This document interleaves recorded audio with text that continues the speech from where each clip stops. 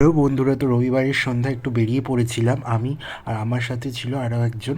তো এই যে আমরা টোটোতে উঠে পড়েছি, তো টোটোতে করে যাচ্ছি, আর এই যে আমার সাথে ছিল পাপিয়া রানী। তো আমরা যাচ্ছি এই আইটিআই মোড় হয়েই যাব। তো ওখানে এই যে আইটিআই মোড় পার করলাম, তারপরে আমরা যাচ্ছি পুরনো থানার ওখানেই। ওখানে একটা এইচএফসি বলে একটা ফুড কাউন্টার আছে, ওখানে আমরা কিছু খেতে। তো এই যে দেখো, এখানে ভেতরে ঢুকেছি, ভেতরটা বেশ সুন্দর সাজানো গোছানো, বেশ চেয়ার টেবিলগুলো বেশ সুন্দর। এখানে 6 সিটস আছে, 4 সিটার্স আছে, তারপরে 2 সিটার আছে। তো আমরা দুজন ছিলাম, তাই আমরা 2 সিটারই একটা টেবিল বুক করেছি, সেখানে বসেছি। আর এই যে এখানে দেখো, মোটামুটি সব কিছুই পাওয়া যায়।